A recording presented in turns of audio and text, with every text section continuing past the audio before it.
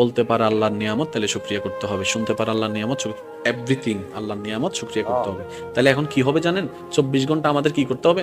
আল্লাহ, যতক্ষণ জাগ্রত থাকবো, চোখে দেখতেছি, আল্লাহ চোখের ফলক খুলছে, তোমার দয়া, আলহামদুলিল্লাহ। চোখ বন্ধ করছি, তোমার দয়া, আলহামদুলিল্লাহ। হাঁটতেছি, তোমার দয়া, আলহামদুলিল্লাহ। বসতেছি, তোমার দয়া, আলহামদুলিল্লাহ। খাইতেছি, তোমার দয়া, আলহামদুলিল্লাহ। ঢুকেছি, তোমার দয়া, আলহামদুলিল্লাহ। ফেটে গেছে, তোমার দয়া, আলহামদুলিল্লাহ। তো একটা বান্দা যদি 24 ঘন্টা শুধু আলহামদুলিল্লাহ বলার থাকে, সংসার করবে কখন?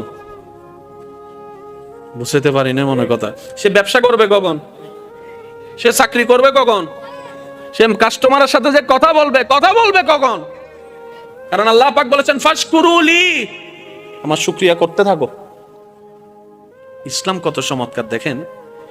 এই 24টা ঘন্টার প্রত্যেকটা নিয়ামতের শুকরিয়া যদি আলাদা আলাদা ভাবে করতে হয়, 24 ঘন্টার প্রত্যেকটা সেকেন্ড শেষ হয়ে যাবে।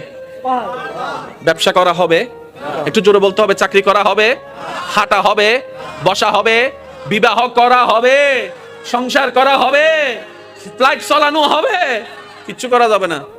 তো নবী রাহমাতুল্লিল আলামিন বলছেন, আল্লাহ 24 ঘন্টা যদি আমার উম্মত শুকরিয়া করতে থাকে, সে চাষ করবে কখন?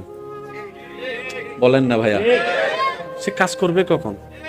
কিন্তু তোমার শুকরিয়া না করলে তো হাসরের ময়দানে তুমি ধরবা, আল্লাহ একটু দয়া করো না, কোন একটা সহজ রাস্তা করে দাও। আল্লাহ তাআলা বলেন, আপনার উম্মতকে বলেন 24 ঘন্টার প্রত্যেকটা সেকেন্ড আমার শুকরিয়া করার দরকার নেই। আমি একটা শব্দ দান করলাম, এই শব্দটা তাকে পড়তে বলবেন, সে একটা শব্দ পড়বে, 24 ঘন্টার প্রত্যেকটা সেকেন্ডের শুকরিয়া আদায় করা হয়ে যাবে। আল্লাহ শব্দটা কি? আল্লাহ পাক বলেন আপনার উম্মতকে বলবেন তারা যেন আলহামদুলিল্লাহ বলে। এবার সবাই মিলে একটু বলেন তো আলহামদুলিল্লাহ। Like and subscribe.